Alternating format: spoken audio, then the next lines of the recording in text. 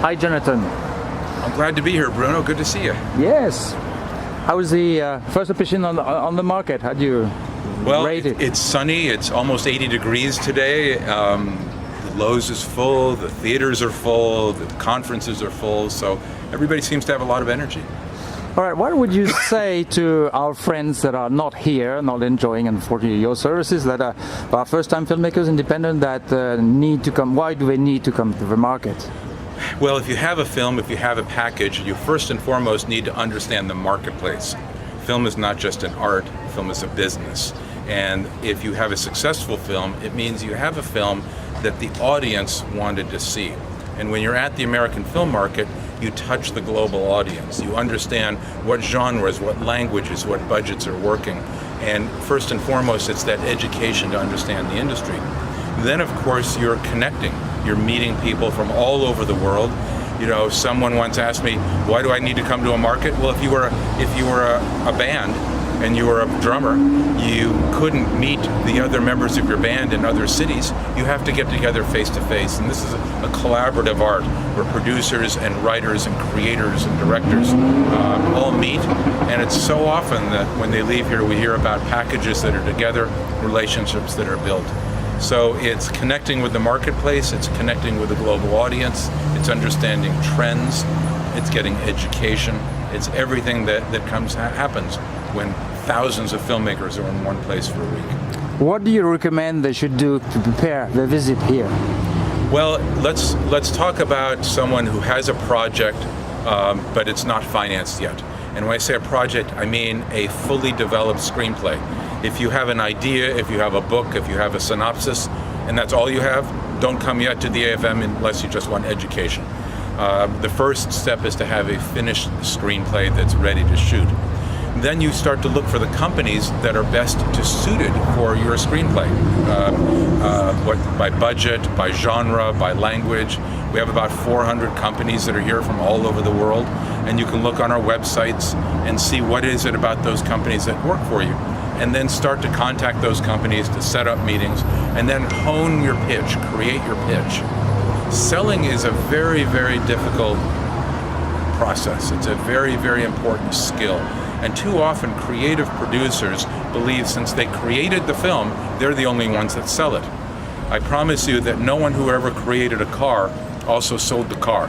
No one is made a dress, is also in the store selling the dress. Sales is a different skill. And too often we find producers who say, I made the film, I'm the only one that can sell it. And so we always say to producers who are creative, find a partner. Find a sales producer partner to work with, someone who understands the sales process. Value sales. If there's one message that you take away from watching this today, from our discussion with Bruno, value the sales process. When you see a bad film on the screen, it just simply meant there was a good salesman that got that film made. And when you see a great script and you wonder why did it never get made, maybe it's because the wrong salesman was handling that film. What would be the advice you would give them on how to select, how to contact a sales agent, their new partner? Well, first and foremost is to match your project with that company. Genre, budget, language, and then prepare 2 or 3 or 4 sentences just in an email that says, here's what it is. And my purpose of meeting with you, the salesman understands the purpose of the first meeting is to get the second meeting. The creative producer thinks the purpose of the meeting is to sell the film. The purpose of the meeting is to get the second meeting. They're baby steps. Each step is to the next. The purpose of the email or the phone call is to get the first meeting. The first purpose of that meeting, so maybe only 5 minutes, is to get the second meeting. Then work on your pitch. Understand how to pitch a film in 3 or 4 minutes. And the one thing you never say in a film, in a pitch, how good it's going to be and how much you love it. This is like your child's first day of school. I love my child and my child is going to be very smart. That's not what they want to hear. Ultimately, while you're talking to people who love film, there's something that's more important to them, and that's the profit potential. People here at the AFM are not here to help you. They want to know how you can help them, how you can help their business by bringing them a great film. So they want to hear how audience will love this, how the marketability of the film is great, and how it will ultimately be profitable. So your pitch is about genre, It's about the elements that will resonate with the audience, and it's ultimately how the film could be successful with an audience. Right. Now, if we speak about the filmmakers that are more accomplished, that have been here before and not here, what are the services you're striving, you're developing to give a better help to the people with a product that want to reach either buyers or sales?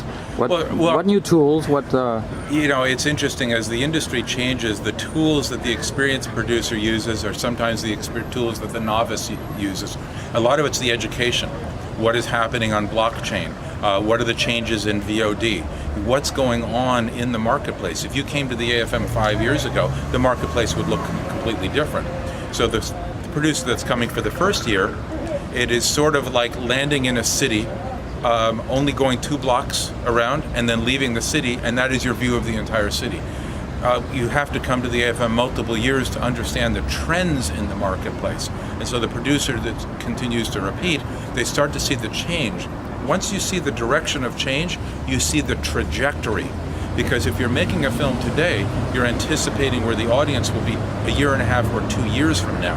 And so you have to understand the trajectory of trends. What is happening in VOD? What is happening in subscription? What is happening in different genres that are working? And so the producers that continue to come every year, they see those trends through meetings, through education, through seeing what the other companies are selling as well. Speaking of trends, what is, in your opinion, the hot topics in the lobby, the hashtags and things you don't want to miss or you need to know to look smart? I think the question mark, first of all, is, of course, what will blockchain do? Yes. How will blockchain impact the industry? What's its promise? We're going to have 7 presentations at the AFM this year, and should be very interesting. Everybody's talking about subscription models, and what's that doing to the future of a revenue stream. It used to be that you could license a film to Italy and you would know what television is worth 15 years after the film is made. Now with subscription, that revenue isn't there. So how the revenue models are continuing to change. Of course, China will always be a topic. What's going on? What does the audience want? What is the marketplace paying? Consolidation of studios. What does that mean? We think it creates more opportunity for independents. The studios, while I'm talking about that, are getting more into treating their film divisions as just another TV channel. They are programming their film divisions. We used to call them sequels or spin-offs. They're really just episodes, and they're treating their TV divisions more that. This is creating great opportunity for artists who are not interested in sequels and prequels and spin-offs and have a unique idea. And so we think this consolidation of studio is actually going to create more opportunity and more chance for success. Interesting. And another question about, trends and Netflix. The recent changes they announced about the films, they're becoming a studio with the distribution and... Netflix is following a model that if you look at the studios of the 1930s and 40s, everybody was on contract. None of the data was ever public. The economics of what the film cost, what the box office was, this is all private to the studio, and they own the theaters. Well, Netflix subscription to your home TV is essentially owning exhibition. They are now in the exhibition business. Yes, they don't own your TV, but they own everything all the way up to the screen when you see it. So they're following the model. And this is great for actors as it was in the 30s and 40s, and it's great for writers and set decorators and directors. But there's an endangered species, and that is the entrepreneur producer. The producer who wants to build a library, the producer who wants to participate in the profits and the success. The producer is now just work for hire, just like the producer was in the 30s and 40s. You made a good film, good job, go find another one. Until you do, maybe you go wait tables somewhere. And there's no residuals for you, there's no extra participation for you. And this is a huge, huge problem, because it's the creative producers that want to create libraries, that want to own parts of their success. Netflix is denying them this opportunity, and they're taking the money now, but this is like a drug, and eventually that drug can be very dangerous. Netflix is interested in the home screen, so they're always going to be making films like that. But Netflix follows a subscription model, and what you have to think about in subscription, magazine publishers have known for many, many, many decades that you will renew your magazine subscription if there are 2 sections of the magazine every issue that you want to see. It could be 300 pages, but if you have your 2 favorite sections, the cost is so little, you will renew your subscription every year. Netflix does the same thing. They're having just enough of everything.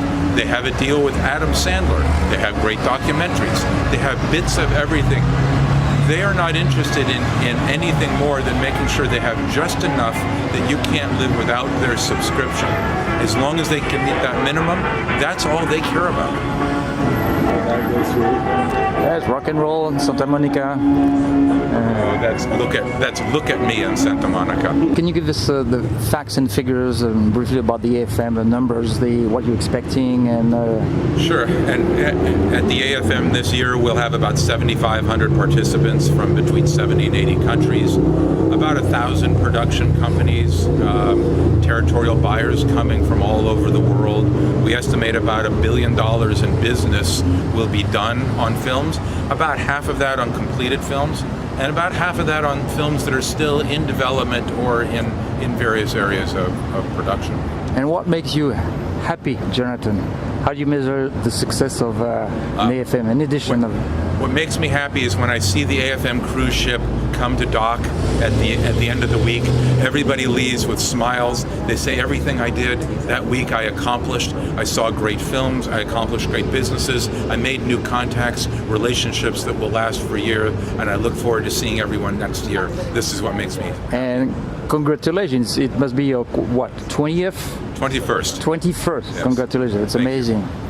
Great success. Appreciate it, Bruno. Thank you very much. Good to see you. Thank you.